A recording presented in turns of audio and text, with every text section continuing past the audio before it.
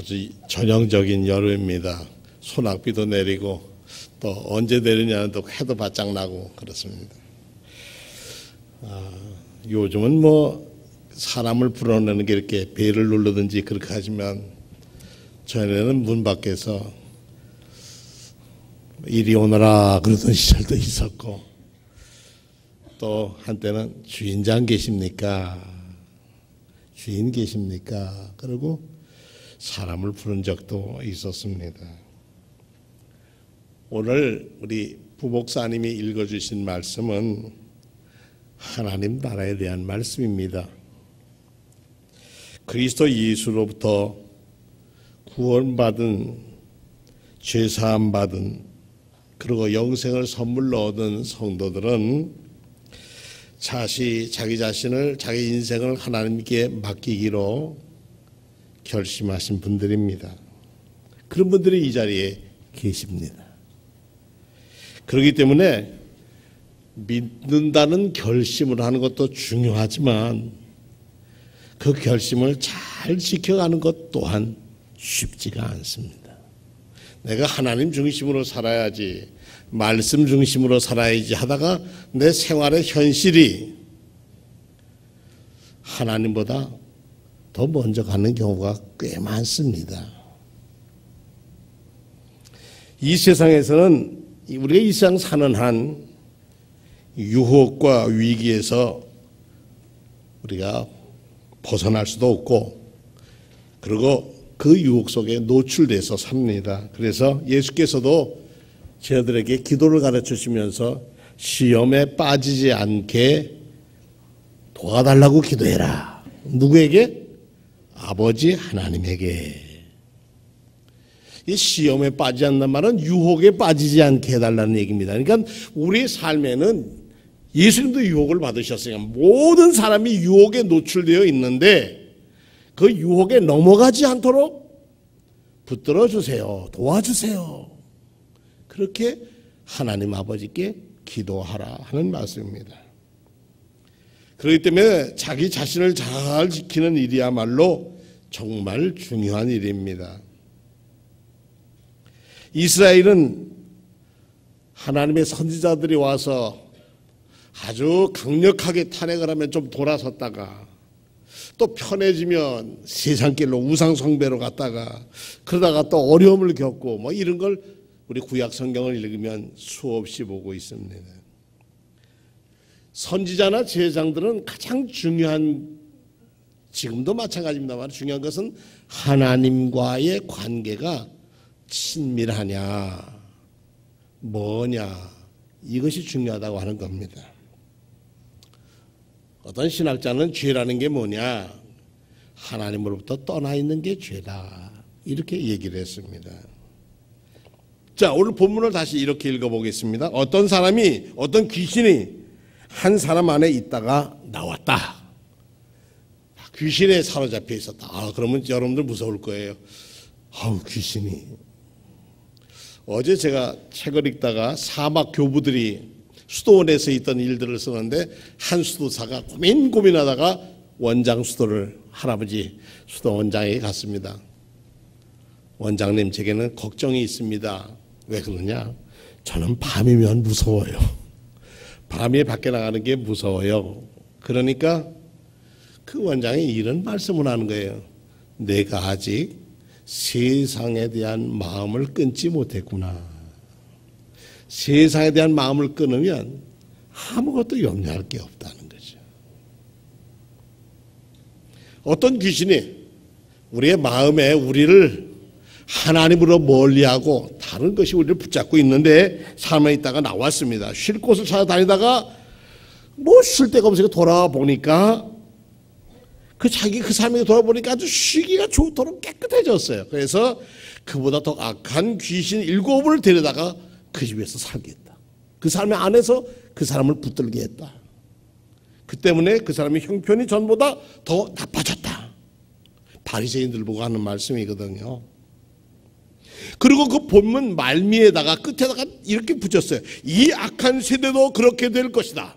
바리새인뿐만이 아니라 이 악한 세대도 그렇게 될 것이다. 이 말씀은 악한 세대에 대한 예수님의 경고의 목적이 여기에 있다는 거죠.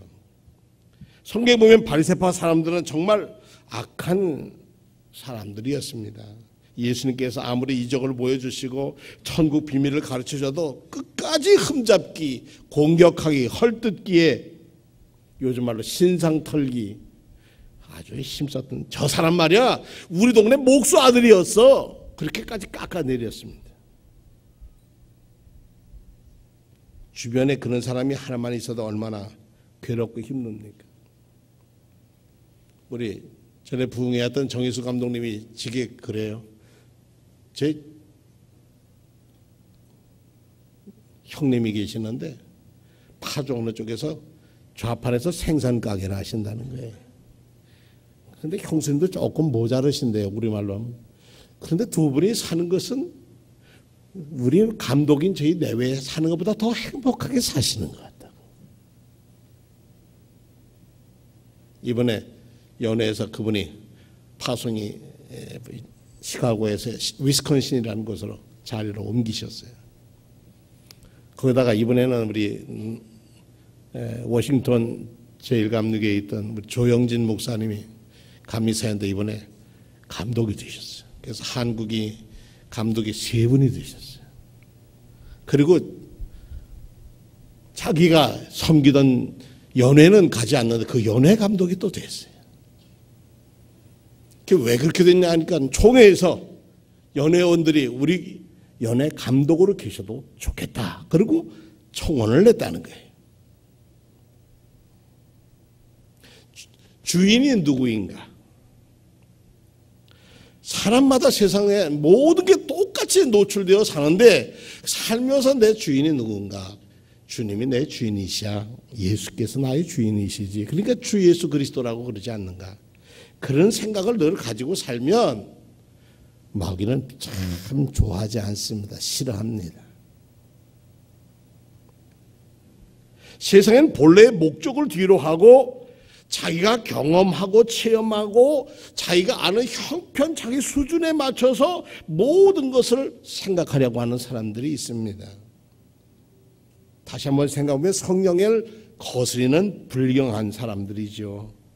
그 사람들의 주인은 자기입니다. 어떤 분이 이 성경을 읽으면서 인생은 산막, 연극의 산막과 같다는 게 첫째는 귀신도 아니고 아주머니가 오셔서 그 사람을 어렵게 했다가 이막에 가서는 귀신이 나가서 살만했는데 세 번째 산막에는 다 귀신이 들어와서 더 못 살게 굴었다. 아이고 인생 참 비참하네. 이렇게 쓴 글을 읽은 적이 있습니다. 참으로 답답하고 안타까운 인생이라고 들지 않습니까? 저는 오늘 본문을 읽다가 이런 생각이 들었어요. 우리 인생에게는 좋은 때도 있고 나쁠 때도 있습니다. 본문은 예수께서 말세의 경고라고 하지만 비유라고는 하지만 한 사람의 삶으로 보면 인생의 기복이 있습니다. 어렵고 힘들어 못 살 것 같기도 하다가도 한없이 즐겁고 행복한 날을 맞이하기도 하고 불행이 내 인생이 왜 이렇게 불행인 줄 알았더니 그저 끝에 또 행복으로 오고 행복하게 사는 줄 알았더니 또 불행이 다가올 때가 있습니다. 갑자기 어느 때는 비참한 처지가 되어서 아이고 내가 왜 인생이 이럴까? 하나님이 살아계실까? 그런 생각도 하게 합니다. 요즘 젊은이들이 수련회 준비, 여름 성경학교 준비하느라고 요즘 부지런히 기도하고 열심히 나와서 자료도 만듭니다. 보면 참 좋은 때다 그런 생각이 듭니다. 그러나 그 교사들은 교사대로, 젊은이들은 젊은대로 야 너희들 참 좋은 때다 하지만 그들은 그들대로의 고민은 다 있습니다. 좋은 때라 하고 얘기하는 사람들은 어떤 생각이냐? 자기가 부럽고 젊음이 부럽고 일할 수 있는 게 부럽고 능력이 부럽고 그 기회를 좀 놓친 것이 자기에게 아쉽고 뭐 이런 마음이 있으니까 야 너희들은 참 좋은 때야 이렇게 부러워하기도 하고 용기를 주는 말이기도 할 겁니다. 눈앞의 행복과 불행을 최후의 것으로 생각하는 인생은 그 사람은 자기 인생을 모르는 사람들입니다. 당장의 불행 때문에 세상과 사람을 미워하거나 하나님을 부정하고 신앙을 버리는 것은 더욱 어리석은 일입니다.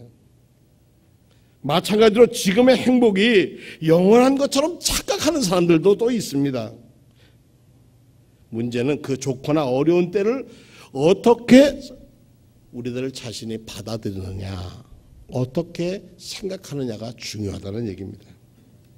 두 번째 지혜는 이와 같습니다. 인생에서 겪는 행불행은 받아들이는 사람의 마음의 자세에 따라 차이가 크다는 겁니다. 우리 7월의 기도에는 선한데 지혜롭고 악한데 미련하게 합소서라고 하는 기도를 가지고 7월을 보내고 있습니다. 베드로전서 1장 6절과 7절에 보니까 베드로 사도는 우리에게, 이 어려운 세대를 사는 우리에게 이렇게 말씀을 하셨어요. 그러므로 여러분이 30 동안 여러 가지 시련 속에서 어쩔 수 없이 슬픔을 당하게 됐습니다. 그렇다 하더라도 기뻐하십시오. 하나님께서 여러분의 믿음을 단련하셔서 불로 단련하지만 결국 없어지고 마는 금보다 더 귀한 것 되게 하시고 예수 그리스도께서 나타나실 때 여러분에게 칭찬과 존귀를 얻게 해주십니다. 그러므로 여러분은 단련할 때에, 단련하면 뭐겠냐, 더 99% 금 9%가 금이 순금이 되듯이, 우리 욥기에 있듯이 나의 가는 길을 그가 아시나니 그가 나를 연단하고 단련한 후에 내가 순금같이 나올 것이다, 이렇게 고백하듯이 우리의 삶이 순결해진다는 거죠. 오늘 이 말씀을 앞뒤를 조합해 보면 이런 말씀입니다. 예수님께서 오시는 순간에까지는, 예수님이 오셔서 그분이 재림하는 순간까지는 인생의 마지막은 없다는 겁니다. 죽음도 인생의 마지막이 아니라는 얘기죠. 또 인생이 어렵고 힘든 상황은 모두 주님께서 우리에게 주신 귀한 단련으로 받아들이느냐, 원망으로 받아들이느냐에 따라 인생이 달라진다는 얘기입니다. 최악의 상황이라고 생각해도 하나님께서 나를 도우실 거야, 이 고난을 역경을 넘어가면 하나님께서 내게 힘을 주실 거야. 프루타크 영웅전이라는 책을 읽다가 어려서 읽을 때 보니까 그런 책이 있어요. 한니발이라고 하는 장군이 코끼리를 끌고 알프스 산맥을 넘어가지고 로마로 쳐들어가는데 먹을 물이 없어요. 봄에, 아주 이른 봄이었는데 이 큰 산을 넘어가야 강이 있는데 강까지 가야 물을 구하겠는데, 메마른 추운 밤을 지내면서 한니발이 사람들을 많았고, 여러분 저 고개 넘어가면 기후가 달라서 거기는 보리수가 아주 잘 익은 철이 될 겁니다. 보리수라고 생각하니까 입에서 신물이 도는, 침이 도는데, 이야, 내일이면 물을 먹을 수 있고 마음대로 먹을 수 있구나. 그리고 힘을 내서 그 전쟁에 이깁니다. 결국 한니발은 자기 나라의 정치 상황에서 그는 꺾고 맙니다. 그 꿈을 꺾지만 그는 용기 있는 사람이었습니다. 우리가 살아가면서 우리에게 부딪히는 유혹, 우리에게 다가오는 어려움은 누구나 다 있습니다. 어떤 때는 병원에 입원해서 수술을 해야 할 때도 있고요. 어떤 분은 신체 검사를 했는데 뭘 좀 떼냈는데 그걸 검사를 해야 하는데 그 검사에서 답 나올 때까지 얼마나 마음 졸입니까? 혹시 그게 뭐가 아닐까 하고 염려 안 해보셨습니까? 그러나 그 어떤 결과가 나오더라도 하나님은 나와 함께 하시오. 그럴 때 우리 마음엔 주인이 하나님이 계신 것이고, 아니야, 나 이러다가 내 인생에 나 아직도 살아가고 할 일 많은데 하고 걱정하면 뭐가 돼요? 그것은 운명의 밥이 되어버리고 마는 거예요. 그러다 결국은 우리 심한 사람은 자기 자신을 포기하고 맙니다. 그래서 이런 어떤 우리가 닥쳐오는 환난과 역경을 어떤 눈으로 바라보느냐에 따라 달랐는데, 세 번째는 이런 거예요. 예수님의 뜻은, 그러나 무엇이든지 좋은 때에 더 긴장하고 준비해야 한다, 방비해야 한다는 거죠. 저 학교 다니면서 많이 배운 말이 유비무환이라는 말을 참 많이 배웠습니다. 미리 준비가 되어 있으면 근심할 것이 없다, 그런 말이 아니겠습니까? 잘 되고 행복하고 편리할 때 더 열심히 하나님의 뜻을 따라 살겠다는 다짐을 해야 한다는 겁니다. 감사도 감사할 때가 있고, 기도도요, 기도할 때가 있어요. 그래서 바울 사도는 데살로니가 교회에게 편지하기를 항상 기뻐하십시오. 늘 기도하십시오. 어떤 처지든지 감사하십시오. 이것이 그리스도 예수를 통해서 여러분에게 보여주시는 하나님의 뜻입니다. 그 하나님의 뜻을 가지고 사람은 성령의 불을 끄지 말고 성령의 감동을 받아 전하는 말을 멸시하지 말고 모든 것은 시험해보고 좋은 것은 꼭 붙들고 그리고 악의 일은 모양이라도 버리십시오.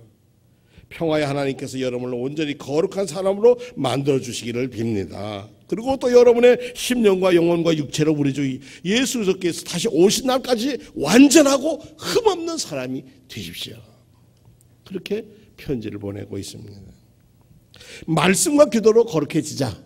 이것을 우리는 사모합니다. 라고 오늘 우리 교회는 기도하고 있습니다. 그런데 말씀과 기도를 그대로 우리가 거룩해지려면 앞에 말씀 있잖아요. 하나님께서 지으신 모든 것이 선함에 감사함으로 받으면 버릴 것이 없나니. 우리의 마음은 뭐예요? 하나님이 어떻게 내 인생을 펼쳐가시는지 하나님은 선하신 하나님이고 내 아버지 하나님이시니까 그 하나님의 선하신 뜻에 대해서 아멘, 저는 그 인생을 따릅니다. 그 의지를 따르겠습니다. 순종하겠습니다. 할 때 우리 삶은 뭐가 되느냐? 거룩한 삶이 된다는 겁니다.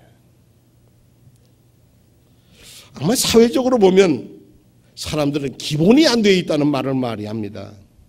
그럼 우리 성도들의 기본이 뭘까? 그리스도인의 기본이 뭘까?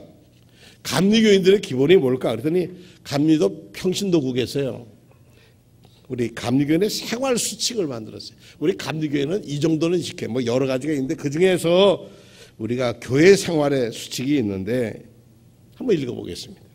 우리는 주님의 몸인 교회에서 지체의 하나로서 서로 받아들이고 협력하며 직분을 따라 사명과 사역을 담당하기에 우리가 추성한다. 우리 거기에 열심히 일하겠다. 1. 교우들을 대할 때는 누구에게나 형제와 자매처럼 대하고 나보다 남을 낮게 여기는 마음과 존경과 예우를 한다.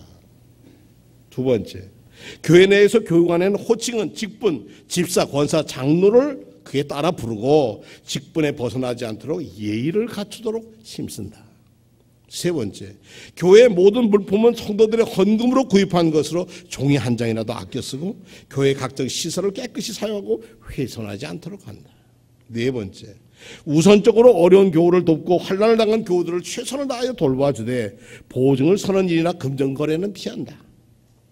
5번째, 예배나 각종 모임의 시간 약속을 잘 지켜서 신실성을 보여주고 공동체에 해가 되지 않도록 한다. 6번째, 다른 교우의 약점을 들추거나 험담하는 일은 입 밖에도 내지 말자. 부정적인 말 한마디가 한 영혼을 죽이고 본인의 마음을 부패하게 만든다. 교회의 모든 일은 나누어서 협력하여 선을 이루는 데 힘쓰고 주관하는 사역보다 뒤에서 협력하고 보호자는 습관을 갖자. 모든 일을 하나님의 영광을 위하여 하고 나의 이익을 구하거나 자리를 탐하지 말라. 상급은 하나님 나라에 있다는 것을 기억하자. 뭐 이게 우리 교회 생활에서 10가지 규칙 중에 하나입니다. 참 좋은 때라는 것은 바로 지금입니다. 이 자리에서 여러분이 예수님이 나의 주님이라고 주인이 여러분의 분명히 계시다. 내 주님은 내 안에 계시다. 누가 주인장이 계시냐면 예, 주인 계시죠. 제 삶의 주인은 예수 그리스도이십니다 라고 고백을 한다면 내 인생의 주인은 나다 라고 하는 사람과 내 인생의 주인은 예수 그리스도이십니다 라고 고백하는 사람과는 다릅니다.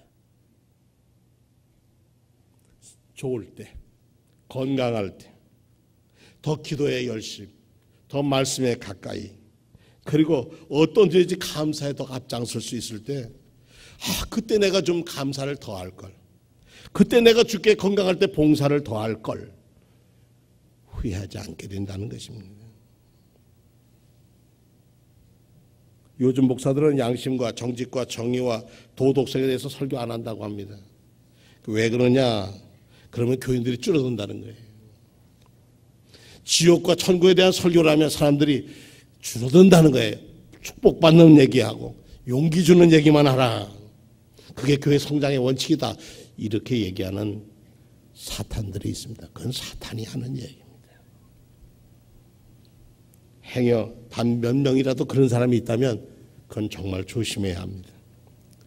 스데반 집사가 광장에서 그들을 향해서 설교를 할 때에 너희가 십자가에 못 박아 죽인 그 예수를 주와 하나님의 아들이시고 메시아가 그리스도가 되게 하셨다고 증거할 때 사람들은 받아들일 수가 없었습니다. 그래서 그를 재판에도 붙이지 않고, 예수님은 계속 재판에도 했는데 스데반은 재판에도 붙이지 않고 끌어다가 돌에 쳐 죽였습니다. 이게 무서운 집단이었습니다. 우리의 방심과 오만이 말세의 징표일 수 있습니다. 생각에 두려운 생각까지 들고, 말세의 징조는 쉽지 않습니까? 말세를 어떻게 구별하냐 하면은 사랑이 식어지고, 불법이 성행하고, 불법을 해도 양심의 가책을 받지 않고, 하나님의 법도 어기는 것도 아무런 양심의 가책도 않고, 사랑이 식어져서 언제 내가 사랑을 했는가? 사랑받는 데는 혈안이 되어 있고, 이러면 자기 편한 대로 자기 식대로 살아가는 것, 그것은 그 안에 다시 일곱 귀신이 들어와서 그 사람의 형편을 더 어렵게 하는 좋은 때, 사탄에게 좋은 때가 된다는 일입니다. 우린 자신을 성찰과 진정성을 가지고 이 세상에 살아야 합니다. 저는 어제 그런 생각해 봤어요. 지금 내가 하는 일이 예수님의 뜻에 일치하는가? 지금 이런 일을 앞에 두고 있는데 이런 일은 예수님이라면 어떻게 하셨을까? 지금보다 더 나은 방법은 없을까? 나는 하나님의 자녀로서 바르게 신앙생활하고 있는가? 목사로서 내가 바르게 살아가고 있는가? 나는 내 의무를 잘 감당하고 있는가? 내 자신의 육신의 건강은 걱정하면서도 영적인 건강은 어떤지 정말 되돌아보았는가? 이런 끊임없는 질문을 자기에게 던지고 성찰하고 진정성 있게 고민할 때 우리의 삶은 거룩해지고 변화가 될 줄로 믿습니다. 가끔 성도님들 말씀해 보면 지식에서는 정말 뜨거운데, 정말 도사 수준에 올 정도로 자랐는데 삶의 성숙도에서는 어린아이와 같은 마음을 가지고 아직까지도 거기에서 벗어나지 못하는 사람들이 있는 것을 보면 안타깝습니다. 우리 스스로를 돌아보고 우리 앞에 있는 담 때문에 걱정하기보다는 내 마음의 담벼락, 이웃과 싸운 담벼락이 아니라 하나님과 나 사이에 있는 담벼락을 먼저 내가 낮추는 일을 해야 소통이 되고, 주님과 소통하지 않고서 이웃과 소통될 수 없다는 것입니다. 혹시 여러분들 마음에 과거에 지은 죄가 내 마음을 딱 가로막고 있다면 걱정하지 마십시오. 그냥 하나님 앞에 아뢰고 그냥 맡기세요. 생각할수록 예전의 것이 나를 발목을 잡으려고 하거든, 그것 하나님은 더 잘 아신다고 하나님 아버지께 아뢰고 하나님 앞에 설 때 우리는 위로를 받고 죄사함의 확신을 갖게 됩니다. 에베소서 4장 25절부터에 있는 말씀을 보니까, 그러분 여러분 거짓말을 버리고 각각 자기 이웃과 더불어 참된 말을 하십시오. 우리는 서로 한 몸의 지체들입니다. 화를 내더라도 죄를 짓는 데까지 이르지 않도록 하십시오. 해가 지도록 노여움을 품고 있지 마십시오. 도둑질하는 사람은 다시는 도둑질하지 말고 수고하여 제 손으로 떳떳이 벌이를 하십시오. 그래야 오히려 궁핍한 사람들에게 나누어 줄 것이 있게 하십시오. 나쁜 말을 입에도 내지 말고 덕을 세우는 데 필요한 말만 하고 적절한 때에서 듣는 사람에게 은혜가 되게 하십시오. 하나님의 성령을 슬프게 하지 마십시오. 여러분은 성령 안에서 구속의 날을 위하여 인치심을 받았습니다. 모든 악독과 격정과 분노와 소란과 욕설은 모든 악의와 함께 버리십시오. 서로 친절하게 대하며 불쌍히 여기며 하나님께서는 그리스도 안에서 여러분을 용서하신 것 같이 서로 용서하십시오. 이것이 참 좋은 때를 사는 성도들의 자세라고 하는 것입니다. 예레미야가 3장 40절에 보니까 우리가 스스로 우리의 행위를 조사하고 여호와께로 돌아가자. 우리의 마음과 손을 아울러 하늘에 계신 하나님께 들자. 그리고 하나님께 돌아가자고 했습니다. 성도 여러분, 다음 주일은 우리가 한 해의 반을 감사하는 맥주 감사 주일입니다. 맥출절은 원래 하카르츠라고 하는 말인데 초실절 처음 열매를 거두어서 하나님, 이 열매도 다 하나님이 햇빛과 비를 주셔서 주신 것을 하나님께 드립니다 라고 드리는 절기였습니다. 우리가 지난 우리 2012년을 지나오면서 하나님, 당신을 저에게 이렇게 사랑을 베풀어 주셨습니다. 그런 마음으로 간절히 주님께 감사한 마음으로 최선을 다하여 하나님께 감사드리는 것, 그것 자체도 참 좋은 때를 사는 분입니다. 올해를 맞이하는 맥주 감사절에 이런 기도를 드려봅니다. 주님, 맥주 감사절이 다가옵니다. 조화 속에 있는 자연을 생각하며 어머니 같은 대지와 아버지 같은 하늘을 보며 가뭄 속에서 견디게 하시니 더욱 담비의 송식으로 농부들에게 소망도 주시니 감사합니다. 주님, 건강을 주시니 감사합니다. 떠오르는 태양과 사랑하는 사람을 볼 수 있고 시원한 공기를 호흡하며 찬송을 부를 수 있고 주어진 일에 땀 흘려 감당할 수 있으니 더욱이 자연스럽게 움직일 수 있는 건강한 몸을 주시니 감사합니다. 주님, 병과 실패에도 감사합니다. 아프기에 주님을 의지할 수 있었고 실패기에 깨달을 수 있었고 곤고하게 이웃의 사랑을 경험하게 하셨습니다. 역경도 은혜의 힘을 깨달으니 감사합니다. 주님, 좋은 이웃을 인하여 감사합니다. 낳아주신 부모님과 고마우신 선생님, 사랑하는 자녀들, 사랑하는 제자들, 그리고 사랑하는 형제와 자매들, 의지가 되는 형제들과 마음을 나눌 수 있는 성도들이 있음을 감사합니다. 고마운 이웃들을 생각하니 감사합니다. 하나님, 구속의 은혜와 구원받은 삶을 감사합니다. 죄와 허물 많은 인생이지만 용서하여 주시고 부족한 인생이지만 채워주셔서 여전히 하나님 일을 할 수 있는 보람찬 오늘과 새하늘과 새 땅을 바라보는 빛나는 희망을 주시니 감사합니다. 하나님 앞에서 우리가 감사할 때 그때가 참 좋은 때였. 그 좋은 때에 하나님과 만나시는, 하나님 앞에 부끄럽지 않는 최선의 감사로 영광을 돌리는 저와 여러분 되시기를 축원합니다.